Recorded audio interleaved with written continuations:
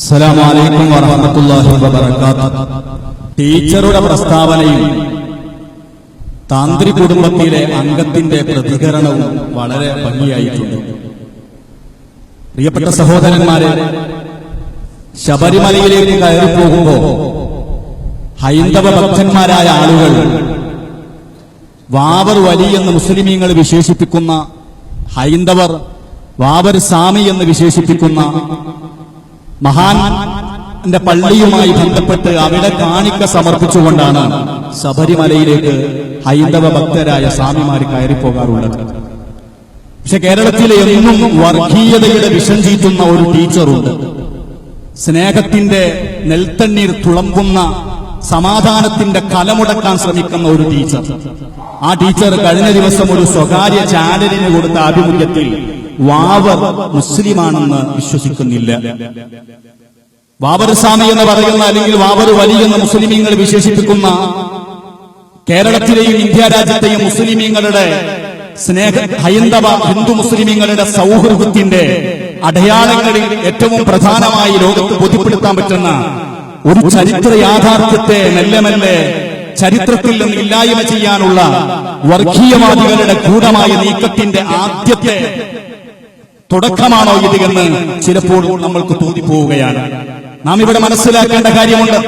കാരണം നമ്മുടെ രാജ്യത്ത്, കേരളത്തിലും ഇന്ത്യ രാജ്യത്തുമൊക്കെ ഹിന്ദു മുസ്ലിമീങ്ങളുടെ ഐക്യത്തിന്റെ ധാരാളം ചരിത്രപരമായ വർത്തമാന കാലത്ത് ജീവിക്കുന്ന ഉദാഹരണങ്ങൾ നമുക്ക് കാണാൻ കഴിയും. വാവർ വലി എന്ന് പറയുന്ന വാവർ സ്വാമി എന്നവർ വിശേഷിപ്പിക്കുന്ന തിരുമേട് മുസ്ലിം ജമാഅത്തിന്റെ കീഴിൽ വളരെ തലയെടുപ്പുള്ള നല്ല ഗംഭീരമായ ഒരു പള്ളിയടക്കമുണ്ട് അവിടെ. കാരണം ഇന്ത്യ രാജ്യത്തിന്റെ വിവിധ ഭാഗങ്ങളിൽ നിന്ന് കടന്നു വരുന്ന ഹൈന്ദവരെ ഏകോപിക്കുന്ന ഒരു ക്ഷേത്രമെന്നൊരു പക്ഷെ വിശേഷിപ്പിക്കാൻ പറ്റുന്ന അയ്യപ്പന്റെ ദർശനം തേടി മല കയറിപ്പോകുന്ന മുഴുവൻ ഇന്ത്യ രാജ്യത്തെ ഹൈന്ദവരുടെ മുന്നിലും ഇന്ത്യ എന്താണ് എന്ന് കാണിച്ചു കൊടുക്കുന്ന ഏറ്റവും വലിയ ഉദാഹരണമാണ് വാവർ പള്ളിയും അതുപോലെ തന്നെ ശബരിമലയുടെ ചുറ്റുവട്ടങ്ങളും. എന്താണ് ഇന്ത്യ?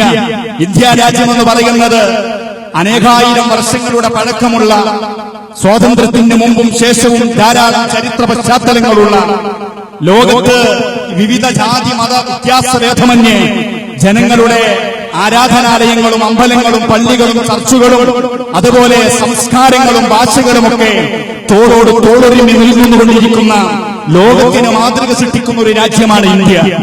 ആ ഇന്ത്യയുടെ യഥാർത്ഥ മുഖമെന്തെന്ന് ശബരിമലയിലേക്ക് എത്തുന്ന എല്ലാ ഭക്തജനങ്ങൾക്കും ബോധ്യപ്പെടും. കാരണം എന്തുകൊണ്ട്? വർഗീയതയുടെ അനുഭവങ്ങളുള്ള ഉത്തരേന്ത്യൻ സംസ്ഥാനങ്ങളിലും കേരളത്തിന്റെ പുറത്തുനിന്നും പലപ്പോഴും സംഘർഷഭരിതമായ സാഹചര്യത്തിൽ നിന്ന് അയ്യപ്പനെ തേടി വരുന്ന ഭക്തരായ ആളുകൾ കാണുന്ന കാഴ്ച, ഒരു മുസ്ലിം പള്ളിയുടെ മുന്നിൽ വാവർ എന്ന് പറയുന്ന ഒരു ആത്മീയാചാര്യനായും വലിയായും ആത്മീയ പുരുഷനായും ചരിത്രത്തിൽ നിന്ന് പഠിക്കാൻ പറ്റുന്ന ആ വാവർ പള്ളിയുടെ മുന്നിൽ കാണിക്ക സമർപ്പിച്ചുകൊണ്ട് അയ്യപ്പ ദർശനത്തിന് വേണ്ടി കയറിപ്പോകുന്ന വല്ലാത്തൊരു ഉദാഹരണമുണ്ട്. ഒരു വല്ലാത്ത സന്തോഷകരമായ ആനന്ദകരമായ ഒരു അനുഭവമുണ്ട്. ഇത് കേവലം ശബരിമലയിലെ മാത്രം സാഹചര്യമാണോ? അല്ല. പൊന്നാനിയിലെ മഹ്ദൂമുമാരുടെ പള്ളിയും അവിടുത്തെ അമ്പലവും തമ്മിലുള്ള സൗഹൃദപരമായ അന്തരീക്ഷം അത് മാത്രമാണോ സഹോദര? അഥവാ കണ്ണൂരിൽ ചെന്ന് കഴിഞ്ഞാൽ അറക്കൽ രാജവംശവും ചിറക്കൽ കുടുംബവും തമ്മിലുള്ള വളരെ സൗഹൃദപരമായ അറക്കൽ രാജവംശം എന്ന് പറയുന്നത് അതൊരു മുസ്ലിം കുടുംബമാണ്, മുസ്ലിം രാജകുടുംബമാണ്. അതിന് സമാനമായി കണ്ണൂരിലെ ഏറ്റവും പ്രശസ്തമായ ഹൈന്ദവ പൂർവികരായ ആളുകളുടെ തറവാടാണ് ചിറക്കൽ എന്ന് പറയുന്നത്. ഇവര് തമ്മിലുള്ള സൗഹൃദ ബന്ധം ഗുരുവായൂർ അമ്പലം നിൽക്കുന്ന ഈ കേരളത്തിലെ തന്നെ ഏറ്റവും വലിയ ഹൈന്ദവരുടെ പുണ്യകേന്ദ്രമാകുന്ന ആ അമ്പലത്തിന്റെ പരിസരത്തും തിങ്ങി താമസിക്കുന്ന മുസ്ലിമീങ്ങൾക്കിടയിൽ ഒരു അമ്പലവും ഭക്തജനങ്ങളും വന്നുപോകുന്നുണ്ട്. അങ്ങനെ എണ്ണിയാൽ ഒതുങ്ങാത്ത 1000 ഉദാഹരണങ്ങളുണ്ട്. മമ്പുറം തങ്ങൾ എന്ന് പറയുന്ന കേരളത്തിലെ മുസ്ലിമീങ്ങളുടെ ആത്മീയാചാര്യന് വൈദേശിക ശക്തികൾക്കെതിരെയുള്ള പോരാട്ടങ്ങളുടെ മുൻനിരയിൽ നിന്നുകൊണ്ട് ലോകത്തിന് മാതൃക സൃഷ്ടിച്ച, അനീതിക്കെതിരെയും അധർമ്മത്തിനെതിരെയും അന്ധവിശ്വാസങ്ങൾക്കെതിരെയും പൊരുതുമ്പോഴും രാജ്യത്തെ ഇതര മതസ്ഥരെ വളരെ കൂടുതൽ മാനിച്ച് കൊന്തുനായർ എന്ന് പറയുന്ന ഒരു കാര്യസ്ഥനുണ്ടായിരുന്നു മഹാനായ മമ്പുറം തങ്ങൾക്ക്. ചരിത്രത്തിലെ വളരെ സുവർണാധ്യായങ്ങളുള്ള ഏടുകളാണത്. അങ്ങനെ ആരുടെ ചരിത്രം പരിശോധിച്ചാലും അങ്ങനെ കേരളത്തിൽ ബോധ്യപ്പെടുമെങ്കിൽ ഇന്ത്യയുടെ തലസ്ഥാനമാകുന്ന ഡൽഹിയിലേക്ക് ചെല്ലുക. ഈ കഴിഞ്ഞ ആഗസ്റ്റ് 15 നമ്മുടെ പ്രധാനമന്ത്രി പ്രസംഗിച്ചത് മുസ്ലിംകളായ ഭരണാധികാരികളായ മുഗളന്മാർ പടുത്തുയർത്തിയ ചെങ്കോട്ടയിൽ നിന്നാണ്. ആ ചെങ്കോട്ടയുടെ കവാടത്തിൽ നിന്ന് പുറത്തിറങ്ങിയിട്ട് അവിടുത്തെ ഏറ്റവും പ്രധാനപ്പെട്ട ചന്തയും അങ്ങാടിയും ലക്ഷ്യമാക്കി നമ്മൾ മുന്നോട്ട് പോകുമ്പോ നിരനിരയായി അമ്പലവും പള്ളിയും കാണാം. ജൈനമത വിശ്വാസികളുടെ അമ്പലം, അടുത്തത് ഹിന്ദുക്കളുടെ ക്ഷേത്രം, അടുത്തത് സിഖുകാരുടെ ഗുരുദ്വാര, തൊട്ടപ്പുറത്ത് അടുത്തു നിൽക്കുന്നത് മുസ്ലിങ്ങളുടെ പള്ളി. തിരുവനന്തപുരത്ത് സെൻട്രൽ സ്റ്റേഡിയത്തിൽ നിന്നൊരു നോക്കിയാൽ അവിടെ കാണുന്ന കാഴ്ചകൾ എന്താണ്? മുസ്ലിം പള്ളിയും ക്രിസ്തവരുടെ ചർച്ചും ഒറ്റ നോട്ടത്തിൽ 3-4 മതവിശ്വാസികളുടെ ആരാധനാലയങ്ങൾ തല ഉയർത്തി നിൽക്കുന്നത് കാണാം. ഇന്ത്യ രാജ്യത്തിന്റെ ആത്മാവിന്റെ ആ മനുഷ്യത്വപരമായ, സൗഹൃദപരമായ, മതേതരപരമായ, മാനവികമായ മുഖത്തെ ഈ രാജ്യത്ത് എവിടെ ചെന്നാലും കാണാൻ കഴിയും. അതുകൊണ്ട് തന്നെ ഈ അന്തരീക്ഷം ഇവിടെ നിലനിൽക്കുന്ന കാലത്തോളം രാജ്യത്തിന്റെ യഥാർത്ഥ ശത്രുക്കൾക്ക് ഉയർന്നു വരാൻ സാധിക്കുകയില്ല. കാരണം മുസ്ലിമീങ്ങളും ഹിന്ദുക്കളും ഇതര മതസ്ഥരും സൗഹൃദത്തിൽ കഴിയാനുള്ള അന്തരീക്ഷം എന്താണ്?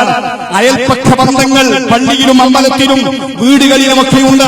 ഇടകലർന്ന് വിവിധ മതസ്ഥർ താമസിക്കുമ്പോ അവരുടെ വീടുകൾ ഇടകലർന്ന് നിൽക്കുന്നത് പോലെ അവരുടെ ക്ഷേത്രങ്ങളും അമ്പലങ്ങളും പള്ളികളും ഒക്കെ ഇടകലർന്ന് നിൽക്കുന്നത് സ്വാഭാവികമാണ്. ഇവിടെയാണ് സഹോദരന്മാരെ നമ്മുടെ രാജ്യത്ത് ഇവിടെ ഒരു കാര്യം നാം മനസ്സിലാക്കണം. ഈ ടീച്ചർ ഇങ്ങനൊരു പ്രസ്താവന ഇറക്കിയപ്പോ അതിനെതിരെ ശബരിമല താന്ത്രി കുടുംബത്തിലെ അംഗമാകുന്ന യുവാവാകുന്ന രാഹുൽ ശേഖർ എന്ന് പറയുന്ന അദ്ദേഹം പ്രതികരിക്കുകയുണ്ടായി. അദ്ദേഹം പറഞ്ഞു 1950 കോടതിയിൽ ഇത് ചർച്ച നടന്നതാണ്. പക്ഷേ അദ്ദേഹം മുസ്ലിമാണെന്ന കാര്യത്തിൽ യാതൊരു തർക്കവുമില്ല. അത് മാത്രമല്ല അദ്ദേഹം പറഞ്ഞത് ശബരിമലക്കുള്ളിൽ അഥവാ ശബരിമലയിലേക്ക് കയറി ചെല്ലുമ്പോ അവിടെയും ബാബരി വലിയ ആരാധന നടത്തുന്ന ഒരു കേന്ദ്രമുണ്ട്.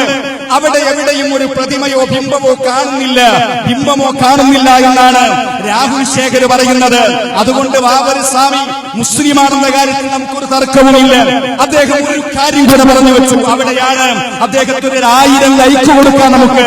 അദ്ദേഹം പറഞ്ഞു സമുദായ ഐക്യത്തിന്റെ പേര് പറഞ്ഞ് സാമുദായിക ഐക്യ സംഘത്തിന്റെ സംസ്ഥാന സാരഥിയാണ് ഈ ടീച്ചർ.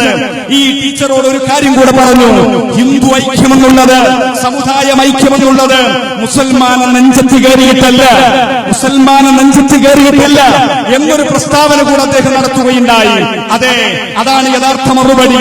ഓരോ സമുദായങ്ങൾക്കും ഐക്യപ്പെടാം, ഓരോ വീട്ടുകാർക്കും ഐക്യപ്പെടാം, അയൽവാസിയെ ദ്രോഹിക്കാനല്ല. ഓരോ ഗ്രാമവാസികൾക്കും ഐക്യപ്പെടാം, അപ്പുറത്തെ ഗ്രാമത്തെ ദ്രോഹിക്കാനല്ല.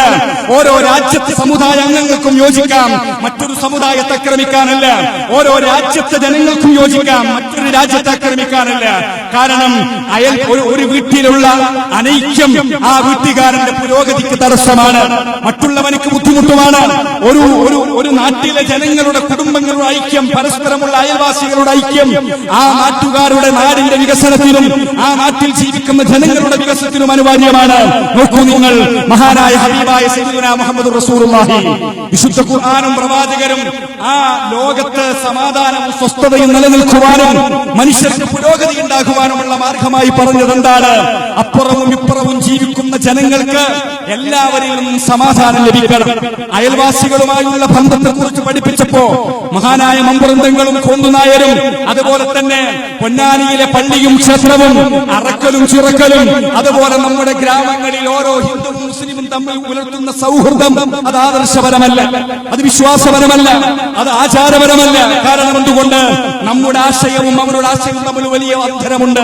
നമ്മുടെ വിശ്വാസവും അവരുടെ വിശ്വാസവും തമ്മിൽ വലിയ അന്തരമുണ്ട്. നമ്മുടെ ആചാരങ്ങളും അവരുടെ ആചാരങ്ങളും തമ്മിൽ നമുക്ക് വലിയ ബന്ധം, വലിയ അന്തരമുണ്ട്. അങ്ങനെയൊക്കെ ഉണ്ടെങ്കിൽ പോലും അവിടെയും സൗഹൃദം വെച്ച് പുലർത്തണമെന്നാണ് ഇസ്ലാമിന്റെ കാഴ്ചപ്പാട്. മഹാനായ അമീറുൽ മുഅ്മിനീൻ ഉമർ ഇബ്നുൽ ഖത്താബ് റളിയല്ലാഹു അൻഹു ഇസ്ലാമിന്റെ ഖലീഫയായിരിക്കുമ്പോഴാണ് ഖുദ്സ് ജയിച്ചടക്കുന്നത്. ഖുദ്സ് എന്ന് പറയുന്നത് പരമ്പരാഗതമായ മുസ്ലിമീങ്ങളുടെ പുണ്യകേന്ദ്രമാണ്. ആ ഖുദ്സ് ജയിച്ചടക്കി വീരേതിഹാസത്തിന്റെ, സമാധാനത്തിന്റെ ധീരമായ ചുവട് വെച്ചുകൊണ്ട് ഖുദ്സിന്റെ മുന്നിലെത്തിയപ്പോൾ അവിടുത്തെ പാത്രിയാർക്കീസ് മഹാനായ മഹാനായ ഉമർ ഇബ്നുൽ ഖത്താബ് റളിയല്ലാഹു അൻഹുവിനോട് നിസ്കരിക്കാൻ വേണ്ടി ചർച്ചിന്റെ അകത്തളം തുറന്നു കൊടുത്തപ്പോൾ ഇല്ല, ഞാൻ നിസ്കരിക്കില്ല അവിടെ എന്ന് പറഞ്ഞ് മാറി നിന്നത് ഭാവിയിൽ വരാനിരിക്കുന്ന സൗഹൃദത്തിന് വിഘാതം സൃഷ്ടിക്കാതിരിക്കാനാണ്. ഖുദ്സ് സന്ദർശിക്കുന്ന ആർക്കും മനസ്സിലാക്കാൻ കഴിയും, അവിടെ ജൂതക്ഷേത്രമുണ്ട്, അവിടെ ക്രൈസ്തവരുടെ ചർച്ചുണ്ട്, അവിടെ മുസ്ലിമീങ്ങളുടെ പള്ളിയുണ്ട്. ഒരു മതിൽക്കെട്ടുകൾക്കുള്ളിൽ വ്യത്യസ്ത മതക്കാരുടെ ക്ഷേത്രവും പള്ളിയും ചർച്ചും ഒരുപോലെ തൊട്ടൊരുങ്ങി തലോടി സ്നേഹത്തിന്റെയും സൗഹാർദ്ദത്തിന്റെയും കാഴ്ച നമുക്ക് പകർന്നു തരുന്നുണ്ട്. വഅബ്ദുല്ലാഹ വലാ തുശ്രികൂ ബിഹി ശൈഅ വബിൽവാലിദൈനി ഇഹ്സാനാ വദിൽ ഖുർബാ വൽ യതാമ വൽ ജാരി ദിൽ ഖുർബാ വൽ ജാരി ജുനുബി വസ്സാഹിബി ബിൽ ജംബി വബിനിസ് സബീലി വമാ മലക്കത ഈമാനുകും. വിശുദ്ധ ഖുർആൻ ഏകദൈവ വിശ്വാസത്തിന്റെ പ്രാധാന്യം പറഞ്ഞുകൊണ്ട്, കുടുംബ ബന്ധത്തിന്റെ പ്രാധാന്യം പറഞ്ഞുകൊണ്ട് അയൽപക്ക ബന്ധത്തിന്റെ പ്രാധാന്യം പറയുന്നുണ്ട്. അയൽപക്ക ബന്ധം പറയുന്നിടത്ത് ജാരിദിൽ ഖുർബാ വൽ ജാരി ജുനുബി എന്ന് പറയുന്നുണ്ട് വിശുദ്ധ ഖുർആൻ. അകന്നവരും അടുത്തവരുമായ അയൽപക്കക്കാർ, അകന്നവരും അടുത്തവരുമായ അയൽപക്കക്കാർ എന്ന് പറയുന്നത് പല അർത്ഥത്തിലും നമുക്ക് വ്യാഖ്യാനിക്കാൻ കഴിയും സഹോദരന്മാരെ. ഒന്ന്, ഒരു അയൽവാസി കുടുംബ ബന്ധുവും അയൽവാസിയുമാകാം. ഒരു അയൽവാസി മുസ്ലിമും അയൽവാസിയുമായ ഒരാളാവാം. ഒരു അയൽവാസി ഹൈന്ദവനായ ഒരു അയൽവാസിയാവാം, ക്രൈസ്തവനായ അയൽവാസിയാവാം. അതുകൊണ്ട് കുടുംബപരമായ അകന്ന അടുത്ത അയൽവാസി, അതുപോലെ തന്നെ കുടുംബപരമായ അകന്ന അയൽവാസി, സാമുദായികമായി അകന്നു നിൽക്കുന്ന അയൽവാസിയും സാമുദായികമായി അടുത്തു നിൽക്കുന്ന അയൽവാസിയും ഒക്കെ നമുക്കുണ്ടാവും. ഈ അയൽവാസികളെയൊക്കെ മാനിച്ച് അവർക്ക് നന്മ ചെയ്യണമെന്നാണ് വിശുദ്ധ ഖുർആനിന്റെ പ്രഖ്യാപനം.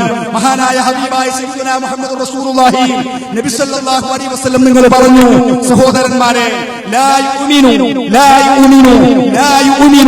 3 തവണ ആവർത്തിച്ച് പറഞ്ഞപ്പോൾ സ്വഹാബത്ത് ചോദിച്ചു, യാ റസൂലല്ലാഹ്, ആരാണ് പൂർണ്ണനായി മുസ്ലിമാവാത്ത ആള്? ആ സമയത്ത് മഹാനായ ഹബീബായ സയ്യിദുനാ മുഹമ്മദ് റസൂലുള്ളാഹി നബി സല്ലല്ലാഹു അലൈഹി വസല്ലം നിങ്ങൾ പറഞ്ഞു, പൂർണ്ണനായി മുസ്ലിമാവാത്ത ആള് അല്ലദീ ലാ യഅമനു ജാറുഹു ബവാഖിബ ബായിക. ഒരു മനുഷ്യന്റെ ശർറിൽ നിന്ന്, ഉപദ്രവത്തിൽ നിന്ന് അവന്റെ അയൽക്കാർ സുരക്ഷിതരല്ലെങ്കിൽ, അവർക്ക് നിർഭയത്വം ലഭിക്കുന്നില്ലെങ്കിൽ, അവർക്ക് സമാധാനം ലഭിക്കുന്നില്ലെങ്കിൽ തീർച്ചയായും അവർക്ക് മുസ്ലിമാവാൻ കഴിയില്ല, യഥാർത്ഥ മുസ്ലിമാവാൻ കഴിയില്ലെന്ന് മഹാനായ ഹബീബ് മുഹമ്മദ് റസൂലുള്ളാഹി. അയൽപക്കങ്ങളിലൊക്കെ അസ്വസ്ഥതകൾ ഉണ്ടായിക്കൊണ്ടിരിക്കുകയാണ്. നമ്മുടെ രാജ്യത്തിന്റെ അതിർത്തിയിലൂടെ നുഴഞ്ഞു കയറ്റി നടത്തിയിട്ട് ഉറിയിലെ സൈനിക ക്യാമ്പ് ആക്രമിച്ച് ധാരാളം സൈനികരെ ക്രൂരമായി കൊന്നിരിക്കുകയാണ്. പ്രിയപ്പെട്ട സഹോദരന്മാരെ, അയൽപക്ക ബന്ധമെന്ന് പറയുന്ന ഓരോ വ്യക്തികളും രാജ്യങ്ങളും കുടുംബങ്ങളും തമ്മിലുള്ള ബന്ധത്തിന് വലിയ പ്രാധാന്യമുണ്ട്. പക്ഷെ അല്ലാഹുവിന്റെ ഹബീബ് പറഞ്ഞ ഹദീസിന്റെ പ്രാധാന്യം നാം ശരിക്കും ഉൾക്കൊള്ളണം. ഓരോരുത്തരുടെയും അയൽപക്കക്കാർ മറ്റൊരുത്തന്റെ ശർറിൽ നിന്ന് നിർഭയനാകുമ്പോൾ അവൻ മുസ്ലിമാവുള്ളൂ എന്ന് പറഞ്ഞാൽ നിർഭയത്വമില്ലാത്ത സാഹചര്യത്തിൽ ധാരാളം പ്രശ്നങ്ങളുണ്ട്. ഒരു വ്യക്തിക്ക് നിർഭയത്വം കുറയുമ്പോ അവന്റെ വരുമാനം കുറഞ്ഞു, അവന്റെ ചെലവുകൾ മറ്റു വഴിയിലേക്ക് തിരിച്ചുവിടേണ്ടി വരും. നമ്മുടെ രാജ്യവും പാകിസ്ഥാനും ചൈനയും തമ്മിലൊക്കെ തർക്കങ്ങൾ വർദ്ധിച്ചു വരുമ്പോൾ അയൽപക്കക്കാരിൽ നിന്ന് നിർഭയത്വം ലഭിക്കുന്നില്ല. ഇന്ത്യക്കാരന് പാകിസ്ഥാൻകാരനും, പാകിസ്ഥാന് ഇന്ത്യക്കാരനും, ചൈനക്കാരൻ ഇന്ത്യക്കാരനും ഒക്കെ പേടിച്ച് ജീവിക്കുമ്പോൾ സംഭവിക്കുന്നത് എന്താ? രാജ്യത്തിന്റെ വളർച്ചയ്ക്കും പുരോഗതിക്കും ഉപയോഗപ്പെടുത്തേണ്ട ധനം പ്രതിരോധങ്ങൾക്ക് വേണ്ടി ഉപയോഗപ്പെടുത്തേണ്ടി വരും. ഭക്ഷണത്തിനും പാർപ്പിടത്തിനും ആഹാരത്തിനും മറ്റുള്ള മനുഷ്യരുടെ വികാസത്തിനും വേണ്ടി രാജ്യം ചെലവിടേണ്ട വലിയ വലിയ സമ്പത്താണ് പ്രതിരോധങ്ങൾക്ക് വേണ്ടി വാങ്ങിവെക്കുന്നത്, ആയുധങ്ങൾ വാങ്ങാൻ വേണ്ടി വാങ്ങിവെക്കുന്നത്, അതുപോലെ സൈനിക സേവനത്തിന് വേണ്ടി വാങ്ങിവെക്കുന്നത്. കഴിഞ്ഞ 10 വർഷത്തിനിടയിൽ കാശ്മീരിൽ മാത്രം 5000-ഓളം സൈനികർ കൊല ചെയ്യപ്പെട്ടു, 15,000-ഓളം സിവിലിയന്മാർ കൊല ചെയ്യപ്പെട്ടു. കാശ്മീർ എന്ന് പറയുന്ന ഇന്ത്യയുടെ ഭാഗമാകുന്ന ആ പ്രദേശത്ത് നടക്കുന്ന അസ്വസ്ഥതകളിൽ ആരും സന്തോഷരസന്തുഷ്ടരല്ല. പക്ഷെ ഒരു കാര്യം നമുക്ക് ഉറപ്പാണ്, സമാധാനത്തിന്റെയും സൗഹൃദത്തിന്റെയും പരിഹാരത്തിന്റെയും മാർഗം കാണാൻ എല്ലാവരും മുന്നോട്ട് വരണം. അയൽപക്ക ബന്ധങ്ങളുടെ മാനത്തെ തകർത്തുകൊണ്ട് ഹിന്ദു മുസ്ലിമീങ്ങൾക്കിടയിലുള്ള സ്നേഹത്തിന്റെ അടയാളങ്ങളെ പോലും മെല്ലെ മെല്ലെ ഇല്ലായ്മ ചെയ്യാനുള്ള വർഗീയവാദികളുടെ ഇതുപോലത്തെ നീക്കങ്ങളെ ഒരിക്കലും നമുക്ക് കണ്ടില്ലെന്ന് നടിക്കാൻ കഴിയില്ല.